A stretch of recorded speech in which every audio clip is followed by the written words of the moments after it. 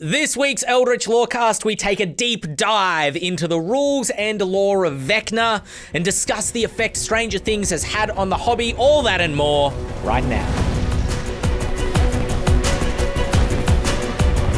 Hello everybody and welcome to this week's episode of the Eldritch Lorecast, the number one D&D podcast in all the planes. That's right, Vecna gave a hand and an eye to get this podcast off the ground. That's how great it is. My name is Ben Byrne and I am here as always with Dael Kingsmill, Shawn Merwin, James Hake. And James, I have a question for you. I want to sink your teeth into a little bit. I thought this was a great question from Victoria, giving us great starter questions each week, which is, what was the first mistake or first important thing you felt you needed to learn when you started DMing tabletop RPGs? Ooh, very good question. The first mistake I ever made was planning too much of my campaign world from the beginning. And it wasn't an obvious mistake either, because I was very dedicated to this campaign planning and I really quite enjoyed it. I very meticulously built out the world and I loved it, and it created a very good bedrock for the campaign.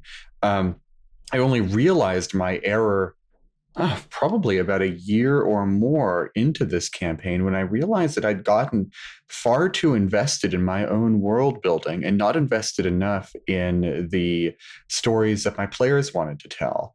And it certainly wasn't a bad campaign, but I lost the plot as a DM, ironically, by becoming so slavishly devoted to my own plot.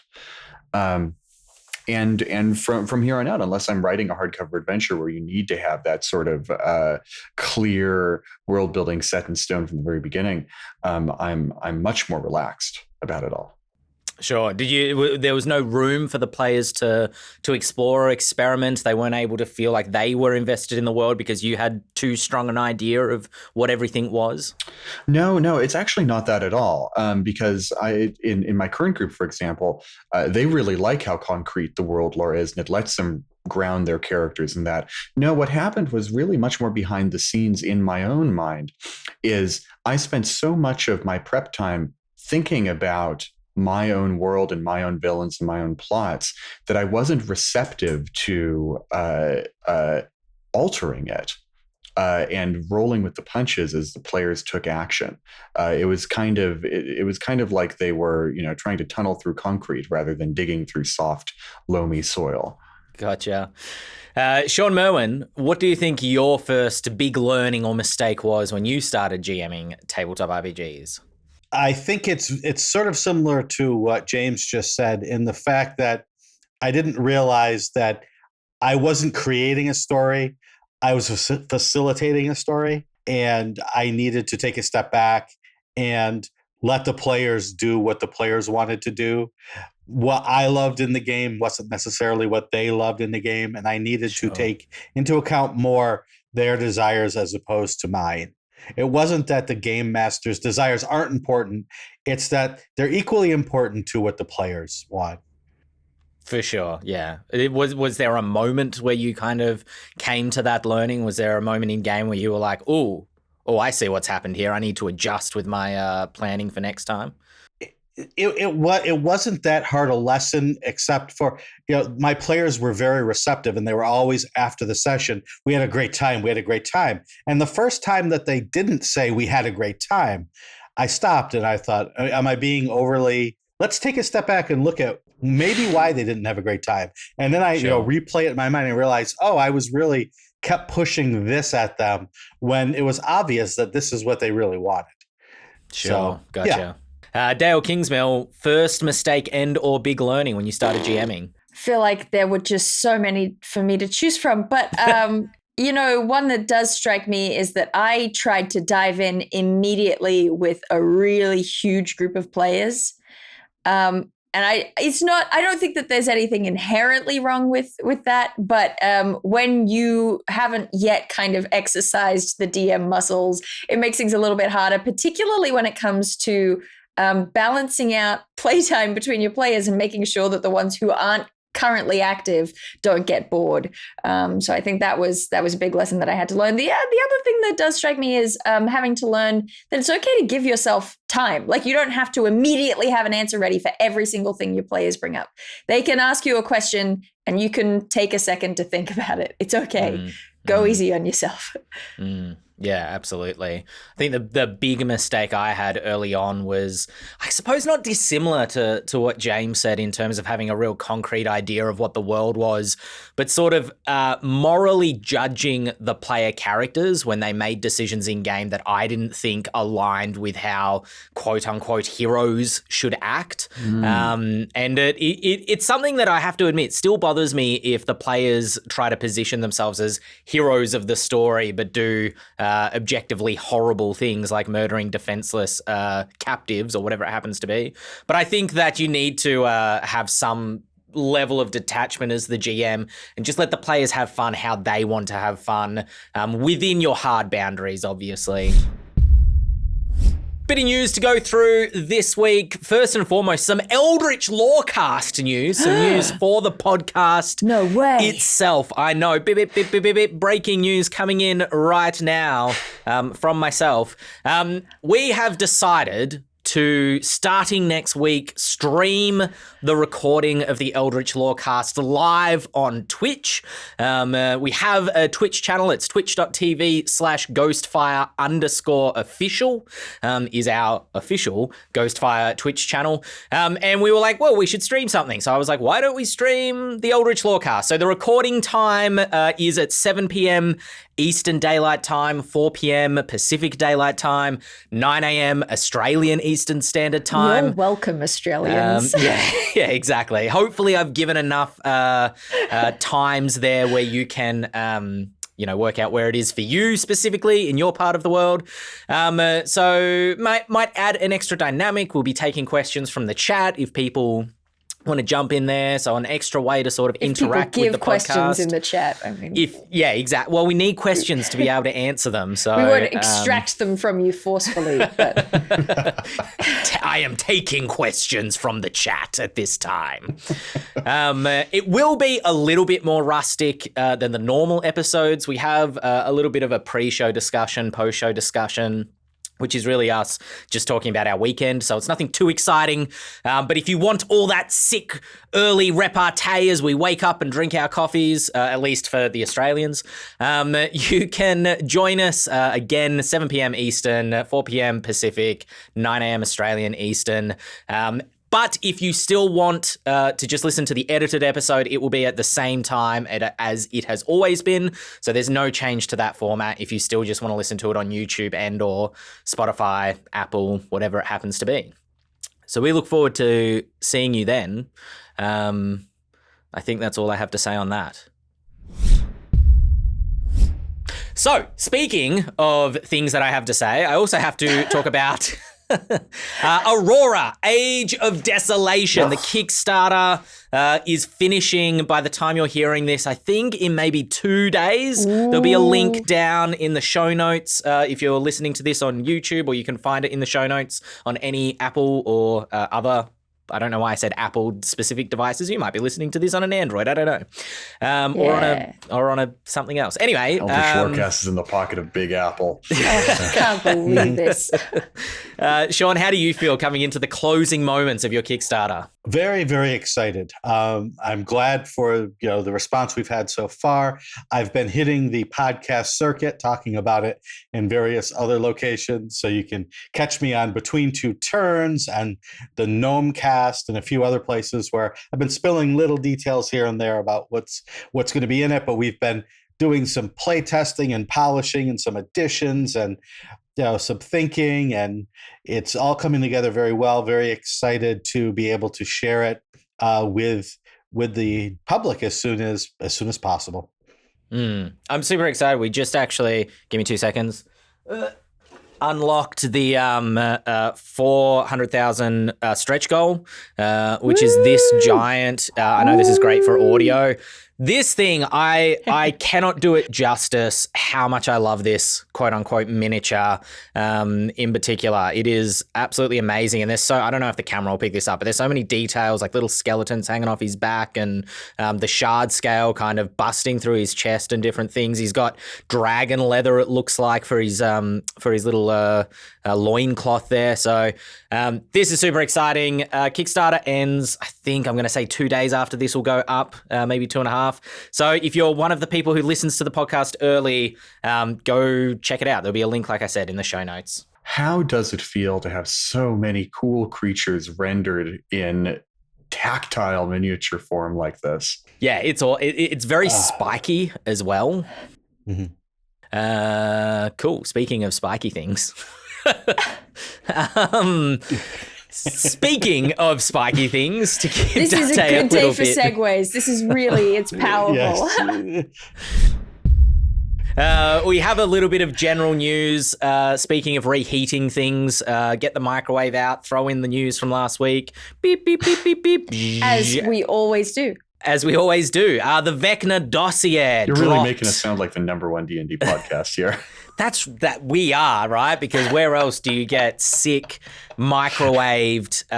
Is sick a good thing in all vernaculars? I'm not quite sure. Anyway, I'm going to stop vamping here and start talking about the Vecna Dossier, which released basically Speaking for free. of sick microwaved things. If you're signed up to D&D Beyond.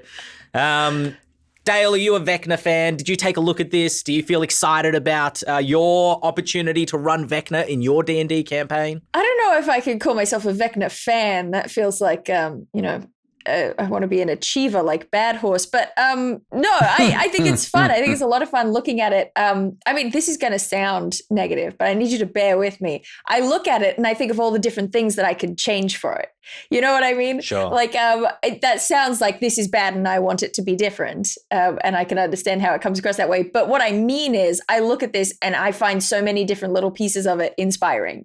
And, that's so much better than because we all know this. We know this by now. I will always rewrite the stat block. I can't help it. It's in my blood.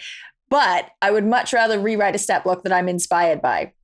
Sure. Little things like my favorite thing on it is Afterthought, his dagger that, he makes little swipes with and it does a bunch of necrotic damage. And, you get some kind of like necrotic, sort of almost Lord of the Rings Vorpal woundy thing going on where you take ongoing necrotic damage. And I look at that and I'm like, how can we make this more nasty? How can we make this even more terrible? I look at it, I'm like, what if they couldn't get rid of it? What if it did less damage every round, but they can't get rid of it unless they use Remove Curse? Ooh, I want them to think it's not a big deal, and then for it to build up over time like an Afterthought. It's just good. It's fun. Yeah, that is a great idea.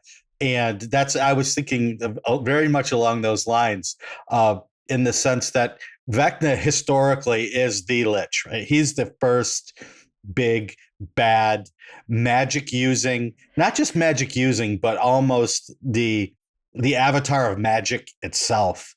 And so you want a creature that is almost impossible to hurt with magic. You want a creature that can disrupt the way that magic is used against it. You want a creature that once you are hit, you feel it for a long time and you don't know what's happening. That's why I like the going away from using just spells and using abilities that characters won't be able to just look and say, oh yeah, he just hit me with counter spell, so I know exactly what that does. No, this isn't a spell counter spell. This is dread counter spell. Now, of course, now that the stat block is public, everyone is going to know exactly what it does. But as Dael said, we can change it up. We can make it different. We can do these things that would still scare players who have memorized this stat block in preparation for the game that they're about to play. Also, I just have to say how much I love Dread Counterspell and Fell Rebuke. I love a good, scary bad guy reaction. Ooh, it gives me so much pleasure. But also his ability to basically Misty Step, it's called, I don't have it in front of me, like Necrotic Move or whatever it's called. Vile Teleport! But it's It's great that it's like, yeah, it does a whole bunch of necrotic damage to whoever's close to him where he teleports to. But if a single creature takes that necrotic damage, Vecna just like heals himself 80 hit points, which I'll be honest, at level 20, I don't know if that's a lot of hit points or not, but it feels like a lot of hit points for him to just every turn be bamfing himself back up to. James, are you a fan of this stat block? Have you had a chance to look through it? I'm a huge Vecna fan. In fact, Vecna was the big bad of my second ever D&D campaign. In a setting where resurrection spells simply didn't exist. We were playing with I guess now it's kind of the classic Epic 6 rule set, in which 6th level was the top off point for 3rd edition D&D. And so by that point, no one was able to get any resurrection spells. And his whole goal was basically to bring back people from his past. This was very much a sort of I will tinker with Vecna, but in a backstory way instead of a mechanical way. And so the hand and the eye kind of, they came into play, but it wasn't in the same way that, Cass cut the hand off of Vecna using the sword of Cass and stuff like that. But ever since, I've had an incredible sense of attachment to this villain. And it was just like Shawn said, it's because he is the Lich. Honestly, when I made Vecna my big bad in that campaign, I could have made him any Lich. But even then, as a fairly greenhorn D&D player, the name Vecna had meaning to me. And as I was tinkering with the story and making up my own stat block, it was like this character, as much as I've changed it from the source material, is still at its heart Vecna to me. And that name meant something to the players as well, who had an inkling of all of that lore. And so to see it writ out here in full CR above 20 glory, it just feels really nice. It feels warm and fuzzy in a way that I don't think Vecna makes most people feel warm and fuzzy. Only a DM would have that happen to them. Yeah, the yummy chocolate milk that is Vecna. I don't want the phrase yummy and Vecna in the same sentence ever again. I think you touched on it there a little bit, James, because I don't have a historical affinity for Vecna. I wasn't playing D&D when he was big in the mythology. I couldn't even tell you when I realized that I think maybe Critical Role in campaign 1, him being the big bad villain was where I first heard the name Vecna and started to clue into him being part of the mythology. And I did ask Dante this the other day. I was like, what's the difference? And this is exactly how I asked it too. What's the difference between Vecna and a Acererak, right? In terms of because before I was aware of Vecna, Acererak kind of filled that role of the big bad Lich within the 5th edition universe, being the big bad behind Tomb of Annihilation. But I think he's on the cover of the DMG, so he's kind of been around a little bit. And Dante's response, and apologies, Dante, if I don't quite represent you right, he said, well, he's the first Lich. That's what separates him from other villains. I was like, what does he want? And Dante's like, to be a Lich, to be evil. And I'm like, okay, all right, fair enough, I guess. But my question is, why would you feature Vecna as the big bad in your campaign? What separates Vecna from other villains? Well, and I think you touched the heart of why, even as someone fairly new to D&D, I wanted to put my own spin on the lore, is because I needed him to want something. I needed him to want to bring back the family that he lost to plague centuries ago, and was willing to crack open the world like an egg to do so. So I think Dante touched on something very, very good, is that people who are playing D&D now maybe don't just want a Lich for the sake of it being a Lich. They want a Lich for the sake of it having some tragedy that they'll need to unravel, or at least some other sort of motivation. Mm. It is interesting that Acererak is kind of the Lich, or it has been anyway, until Vecna rode in on the scene on his soul-powered motorcycle. Because I feel like, unless I'm deeply mistaken, prior to 5th edition, he was always kind of just the demi-lich, the skull with gems in the eyes. And it wasn't until the 5th ed DMG that we saw him as, that crowned lich that that takes up so much cover real estate. Here's a question. Because he didn't get a name, I don't think. He might be named within the DMG, or maybe they do a little blurb for the cover art inside each of the books, so maybe he was named in that. I'm not sure. Okay, so there goes the question, which was, did we know it was a Serarak when that book came out, or was it not until Tomb? It's interesting that all this intertwining of the narrative with the character monster, a bit of both. It's interesting that that's coming up, because it actually, when I did my my Monster Madness on Twitter 1,000 years ago, I don't want to talk about the timeline, but I did a March Madness for monsters from the Monster Manual, and everyone on my Twitter voted for what monsters they wanted to see me do videos of and redo stat blocks for. And one of the winners was a Lich. And it was the one that I immediately had a lot of ideas for, but it's also the one video I still haven't made yet, because I keep finding myself, rather than just making a stat block, it keeps becoming a full story, keeps becoming like a whole adventure arc, because I think that really is an important element of a really good Lich bad guy, is that you have to have a really good backstory, because just a wizard who is undead doesn't feel like enough. There's always got to be something deeper to it. So it's interesting that that's come up with you as well. There's a couple cool things about Vecna. First of all, I will give you a little quiz. First edition D&D. Oh no, I didn't study. What was the name of the magic system? What do they call the magic system in D&D? I know. Say it. Yes, Vancian. No, Vancian. Named after who? Jack Vance. Jack Dying Vance. Earth author. How do you spell Vance? Oh. VANCE. Boy, that's five letters that also make up Vecna. Isn't that interesting? Yeah. So Vecna's backstory is long in coming in AD&D, but by AD&D time, Vecna had already sort of graduated out of things that you would fight. Right, his hand and his eye were the relic, the artifact that you did cool things with, but people could fight him, but he was almost at God level at that point. And I think in third edition, he was officially a god. He was the god of secrets. So he's not something that a lot of players would actually have fought like they would fight a Serarak who was in a specific adventure. There were adventures that dealt with Vecna, but they were very high level, very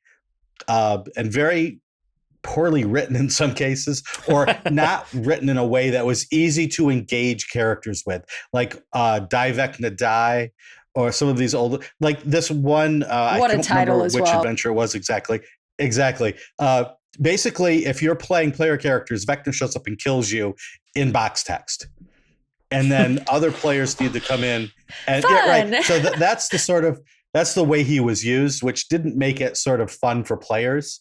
Whereas now we have a little bit more agency for the players to deal with things like that. But just in terms of cool stories, his story is the best. His mom was a witch, and the magic users, the mages of the world, did not like that, so they killed her. But he had some magical abilities, so they took him in and made him a scribe sort of type person. But then things would whisper to him, and this voice told him how to become more powerful. What that voice was never really codified. I wrote some third edition adventures that said the serpent, which is this voice that talked to him, was actually magic. It was the power of magic itself that was trying to get back at the gods for imprisoning magic. And so they were using Vecna. The magic was sort of whispering to and using Vecna to get back at the gods. But there were also, Asmodeus, some people said, was the serpent who was whispering to Vecna. So there's all these cool mythological stories that you could do with him. I've changed my mind. I am a Vecna fan now. Shawn, that's so cool. I didn't know you had a hand in that. That's so dope. Yeah, that's awesome. Yeah, it was. Yeah. So but it's that sort of the first one. So you could do lots of different things with it, as opposed to just following the story as we've said of this lich doesn't want to die, or this wizard doesn't want to die, so he becomes a lich. Whoopie did it do? Yeah. Let's make the story really resonate. That I love that story of I was my mind kind of reading over Vecna's lore in the last few days and weeks was like, oh, maybe it was Orcus talking to him. Like that seems to make sense as to my understanding in the lore, the only other creature that has kind of ascended death in a manner of speaking, according to Dante. I love that idea of it being like magic manifesting itself. And I think if I was to run Vecna in my own campaign, I don't think I would have Vecna as a lich or even the first lich. I would run Vecna as the lich, like lichdom is not something that's known about within the world of the campaign. And slowly the players hear about the Eye of Vecna and the Hand of Vecna, which, the Vecna now has so much exposure as of the last couple months that's not really going to be a huge mystery for players anymore. Maybe you rename it and pick different body parts, the foot of Vecna and the nose of Vecna. I don't know. Anyway, and then just slowly as the campaign develops, they just start to hear this myth about this individual who just, would not die, refused to die, could not be killed for whatever reason. And the truth slowly gets unveiled as they go through the levels, and eventually, the main villain is revealed towards the end. I think I didn't watch it in detail, but I think the first season of Critical Role also did a really good job of Vecna as this villain that's revealed over time. It's not like from the start of the campaign, hey, this is who you're fighting. It's this long game kind of feel to it. Did anybody read through the adventure, which I think was called Don't Say Vecna, which we're in trouble now because we've been saying it quite a bit. I didn't read through it in detail. It just looked kind of like an excuse to fight Vecna. Did anybody else take a look through it? Well, is it the adventure that the Stranger Things kids ran through? It might be. That didn't click for me. Oh, it's no, not. But it definitely is the adventure that the Stranger Kids thing did. Yeah. Oh, I messed this all up, didn't I? It was really hard to say it wrong. I thought I could just get in and out. It was hard. The Stranger Kids. The Stranger Things kids, guys. Come on. Who would mess up something like that? The odder adults. Speaking of Stranger Things, I didn't put this on the run sheet, but I thought that it would still be an interesting kind of topic to touch on. I don't think we'll go into spoilers for season 4. So James, fret not if you still haven't watched it. I haven't. I'm just kind of curious, I think Wizards have been a little bit coy of like, Stranger Things happen to be using Vecna as well. I think it's fairly obvious there's some sort of cross-marketing going on here, whether it was Netflix that said, we want to use Vecna, and Wizards were like, great, or whether it was Wizards who said, you should use Vecna, and Stranger Things were like, great, whichever way it went. I'm just kind of curious to talk about the impact Stranger Things has had on D&D as a hobby, because the first season I think was 2016, and it was kind of that 1-2 punch of Stranger Things and Critical Role both sort of hitting around the same time. I think that caused that big explosion of D&D. I don't think any of you got into D&D off the back of Stranger Things, but what was, I suppose, were any of you fans of Stranger Things when that first season hit? Yeah, I loved the first season of Stranger Things. It was a huge deal. I wasn't particularly enamored with, whoa, they're playing D&D. Just because, I don't know, I'm a huge nerd. I'm surrounded by people who play D&D. Critical Role had already happened. I was like, okay, it's exposed to pop culture. But no, it was just a really good show. All those kids were so good, and David Harbour and Winona Ryder, and they're all amazing. Yeah, I think it was excellent storytelling, and hit just the right time, just the right audience, and like James, the D&D part of it was like, okay, that's cool, and it showed the sort of imagination that this game brings out in people, expands and goes with you up into adulthood, because you could tell that the people who wrote this and who produced this played as kids. And we are now getting the fruits of that play in the series that we're watching. And I thought back to E.T., the movie E.T., which is kids on bikes, right? Fighting this power. In E.T., they play D&D. And so, those parallels really, spoke to me in terms of nostalgia-wise. When I was a kid, I watched E.T., and now as an adult, or one whose body tells people that I am an adult, even though my mind is not even close, that those kinds of stories still resonate, are still there, and are still fun for everybody. Actually, the thing that did jump out at me about the D&D bit is that they weren't exactly lionizing D&D. It's like, this is a great game that everyone should play. Not a big advertisement, but they didn't really treat it like some sort of shameful nerd thing. These kids were definitely dorks, but they didn't, they didn't make them feel bad for being dorks. They were underdogs, and we liked them. They played D&D, and they had a good time. And playing D&D led to them figuring out the mystery. The Duffer Brothers and I graduated from the same alma mater, and current Wizards of the Coast game designer Mackenzie DeArmas also graduated from the same school. So there must be something D&D in the water there, which is funny because it took me 3 years of going to that school to find a D&D group. So yeah, I feel like the first season when they're playing D&D, it wasn't necessarily a how great is D&D. I mean, I think it was, but it was also an homage back to E.T. is sort of what my impression of it was. Because my earliest memories of D&D, being aware of D&D as a thing, was Stranger Things, and seeing my older brother play D&D with his friends around the kitchen table with the exact same atmosphere as it's presented on E.T., with the pizza boxes and all the lights turned off except for the one light above the kitchen table, and me going, "Can I play?" and him saying no. Get wrecked. So it feels like so sad. I feel like the popularity of D&D out of Stranger Things was almost incidental. It was like people were latching on to the Duffer Brothers' passion for this game, for this IP. But I don't think it was included as a cynical, like, let's get everybody to play D&D sort of deal. Yeah. I'm just going to, the slightest spoiler for this current season, I loved the juxtaposition of D&D and a basketball game. Because people can understand a basketball game, it's more known in popular culture, but the excitement of both of those things happening at the same time spoke to me, because I loved sports and I loved D&D, and I would get the sports people saying, "Why do you go play that weird game with those weird people?"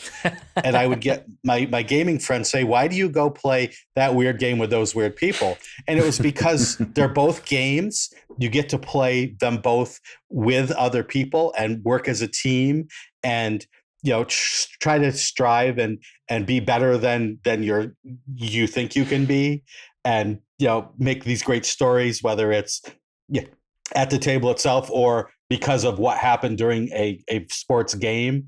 And it all comes together to me, and I could see them trying to show that excitement happening in tandem. Play is fun, no matter what shape it takes. Mm-hmm. I'm curious, Shawn, how you feel Stranger Things this season has kind of represented the Satanic Panic, which is something that they're touching on in Stranger Things, I think, for the first time, despite it being represented in each season up until now. Is that I don't know. I'm sure you weren't personally chased with pitchforks down a country road or anything like that. But was that kind of similar to how you feel, or do you think the show's playing it up a bit? It depends on your experience. I think in some cases, some people would say, "Oh, yes, it's way over the top," and some people would say, "Yeah, that's exactly it." I just said my sports team friends were all like, "Why are you doing all that weird stuff?" And they might not have said satanic.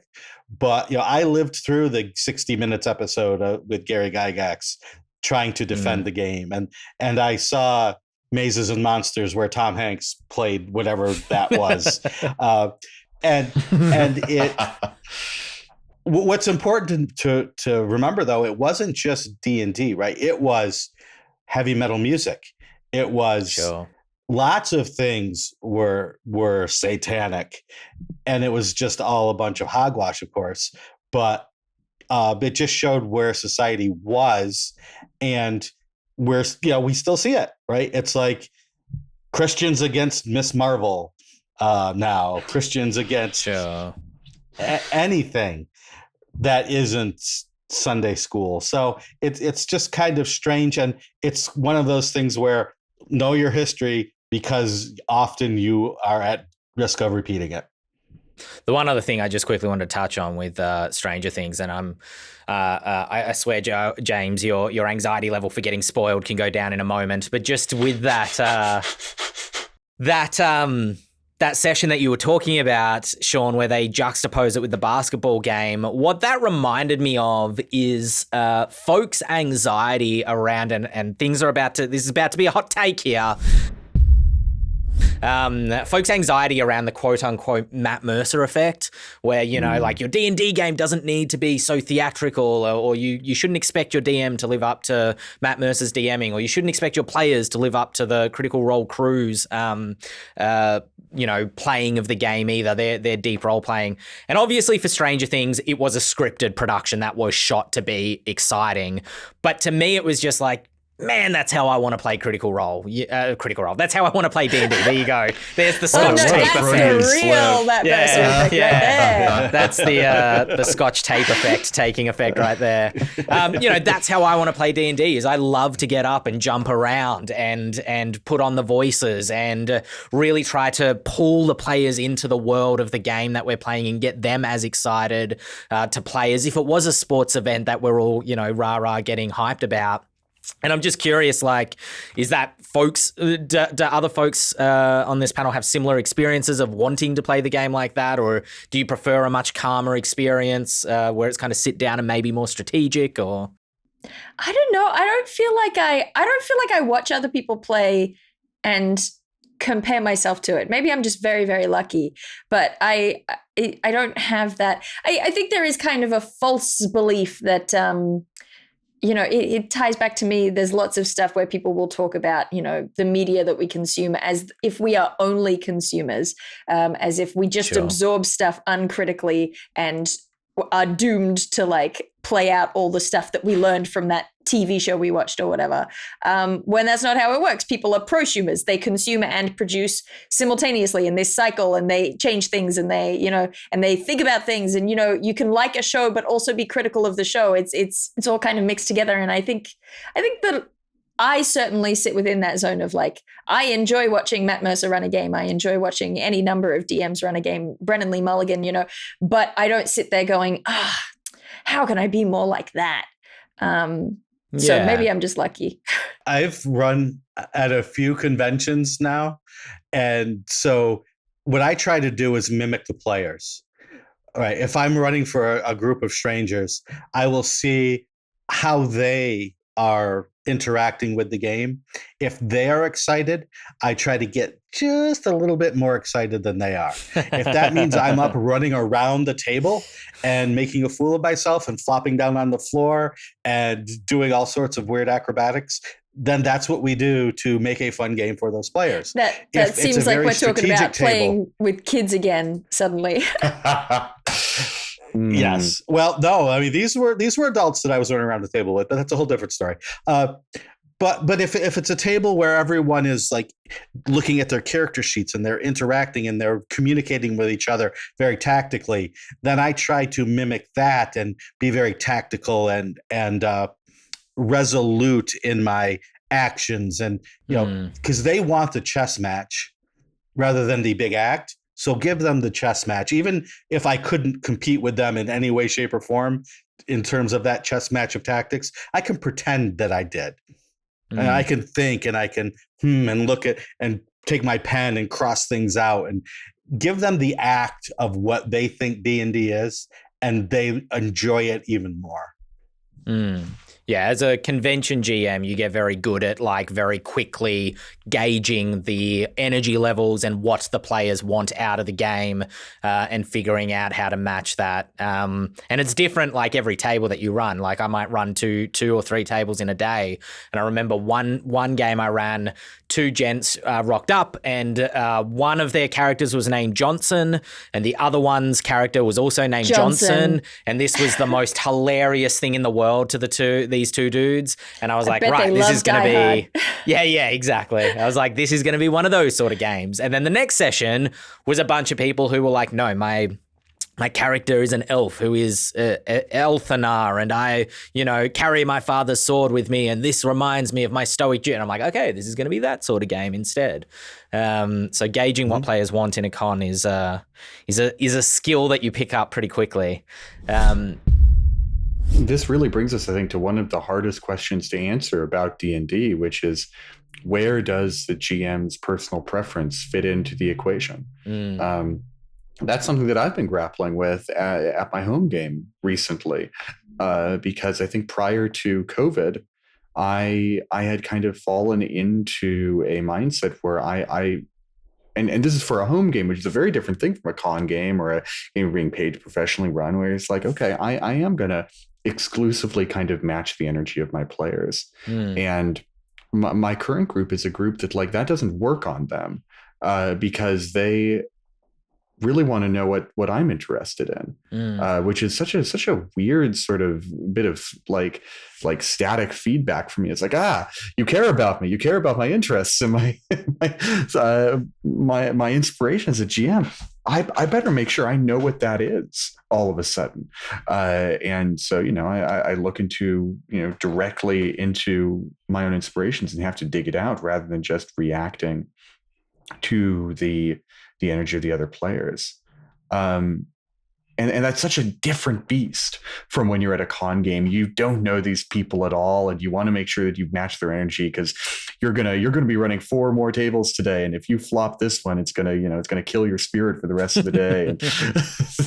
I had one con game experience running for Kobold Press, not one game, but one sort of convention weekend, and I basically decided, I'm not going to do this for a while, because I was so wrapped up in making it be the perfect game. It's like, I can't be so perfectionist about this, or I'll lose my mind. I stopped being a quote unquote professional DM because it was killing my passion for the game, because I was never able to run D&D the way I wanted to run D&D. It had to match with what the players wanted in some capacity, because they were paying for the experience. And I'm, in that same token, like I had a couple of GMs that worked for me, and so I would try to match the GM style to what the players wanted out of the game, because I think at some capacity, the players have to be buying what you're selling in terms of how you run your game. But con games, it's not even just that it's like this group of players versus this, your home group, but it's also, this is a one shot. This is a singular experience versus this is an ongoing campaign, and what that's going to be like. And I'm a very big proponent that the GM is not a slave to the player's whims. When I said earlier, don't judge the moral actions of your player characters, I stand by that, but I also think as a GM, you're within your right to say to players, let's not torture any NPCs, I would like you to try to avoid, murdering babies or like whatever it happens to be, that as the GM, you don't want to have to role play out on the other side of the screen. Yeah. I think a good point with all of this too is you don't have to be perfect as a DM. Even if you're running for money, even if you are running at a convention, most players are just so happy to be playing that they just want you to present a challenge and let them answer the challenge. They want you to set loose a framework for a story and let them play within that framework. So don't worry about doing everything just right. Sometimes it's just ask the question and let the players do their thing. And that's okay too. You know, the word isn't copying or like being like, I want to be like that, but being inspired by and being like, that's, you know, I feel like I want to be on that energy level when I run the game. And I think that there's a lot of anxiety around like, try to be like Matt Mercer. Don't try to be like Matt Mercer. Be like this. Don't be like this. Always say yes to your players. It's okay to sometimes say no to your players. Don't give too long descriptions. Make sure you hit at least 3 of the main senses when you're describing a room, you know? And it's kind of like you're getting all these mixed messages kind of coming back and forth about how to be a good dungeon master. And I think the answer is find your niche, find what works for you, find what makes you happy when you play the game. Yeah. I mean, you know, you've got the old Colville adage, which is, you know, take the stuff you like and put it in your game. And frequently we use that to talk about like content, right? Take the cool fantasy stuff that you enjoy and stick it in your world. But also in terms of like DMing and the externals of the game, you can take the stuff you like. You can watch Matt Mercer and Brennan Lee Mulligan and all these people, and you can go, you know what, more monster noises would be cool. I like that. I'm going to start putting that in my game. You can just take bits. You don't have to emulate the whole thing. Yeah, for sure. I find Matt Colville's advice videos are very liberating because there are a lot of, they seem to go against the grain of what typical advice tends to be. He's done videos on like, yeah, it's fine to say no to your players, or like, you know, it's fine to have strict boundaries around like how the different heritages and cultures work within your campaign setting. And I'm like, oh, it's so nice to hear that, you know? Speaking of GMing and how to be good at it. We had a question come in this week from Frank, who emailed podcast@ghostfiregaming.com and asked this question, which you can also email and ask away. And their question was around handling session recaps and having a sort of definitive start to your D&D game, saying that they used to struggle a little bit, have rambling recaps, try to get the players to say one thing that happened at the start of last session, and it just really was struggling to bring the players' focus to the game when everybody's getting up and getting food and opening snacks and finding their character sheet and all that kind of jazz, and found that the advice from the lazy GM helped in writing out like a narrative start to the game, like almost like your own boxed text recap and start to the game, or narrating out from the villain's perspective what happened in the last session. James, how do you open your games of D&D? I do literally that, except I didn't get that advice from the lazy DM. I got that advice from Chris Perkins in his 4th edition blog series. So this advice has good pedigree. It's basically, fill one sheet of 8.5 by 11 notebook paper at most with a recap like you would see on previously on an episode of, you know, whatever ongoing series. And I would say to add to this growing bit of advice is don't be afraid to spoil things a little bit. Because honestly, for me, this recap is like 70% of my prep for every game, because it just refreshes my brain and gets my improvisational brain firing again. And you want to give that to your players. As much as we want to be surprising and, I bet you didn't expect that, did you, players? That villain from 35 sessions ago is still alive. Sometimes a show, you know, previously on Avatar is like, it will spoil that, oh, they referenced that episode from season 1. Well, I'll bet the villain from that episode in season 1 is coming back. And while that can be frustrating as a television viewer, where it is kind of nice to be surprised that way, the players are not just the audience of this game, they're also their actors.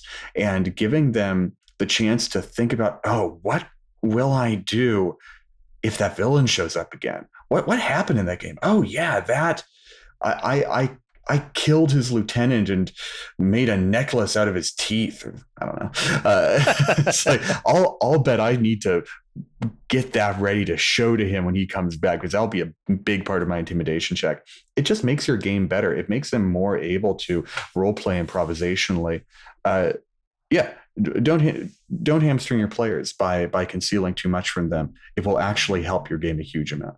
I have developed a sort of a ritual of sorts based actually bizarrely on like every blog that gives you advice on how to start running, like exercising, like going for a run every day, how to get into the habit of it. I was waiting for the D&D at the end of your running. No, I mean physically. Right. Yeah, they have this piece of advice that came up a couple times, so I thought it might actually work, and I've enjoyed it thus far. The idea of setting up a habit that you, they say for running, play the same playlist at the same time every day in the same order. So don't put it on shuffle, because if you play it in the same order, your brain will start to recognize, oh, when that song plays, it's time to do this thing. And I've applied it to lots of habit building in my life. But one of those habits is when my players arrive and we're getting ready for a game, I've gotten each of my players to submit a song to a playlist that represents their character. And then I finish up the playlist with a song that represents the team as a whole and the game as a whole. And when that song plays, it means, okay, it's time to, we're about to start. And I've enjoyed it. I think it's fun. I can't speak to, whether it actually is or isn't effective, but I like doing it. Have you found it to be effective? I haven't found it to be ineffective. Okay. All right. Yeah, I think in my experience, I would say it seems to be effective, but I'm also a very small sample size. Gotcha. But I also think it's a fun enough method. I don't think there's anything to lose with doing that. And then as far as a session recap, I like lots of different ideas and do what works for you, but I have found it swifter and less tricky to just have one voice give the recap, and often that will be me.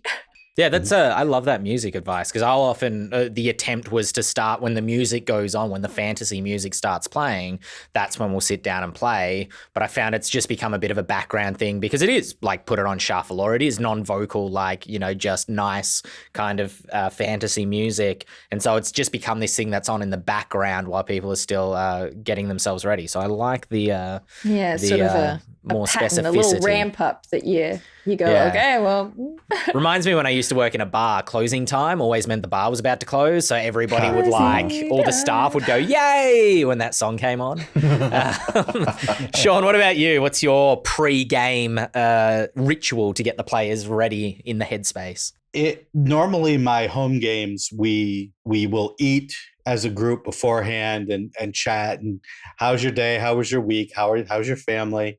But then that will go on forever unless we do something to get ourselves ready.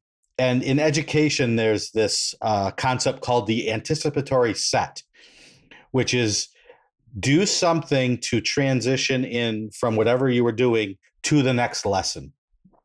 And so I try to think of it in terms of that. What are we going to be doing?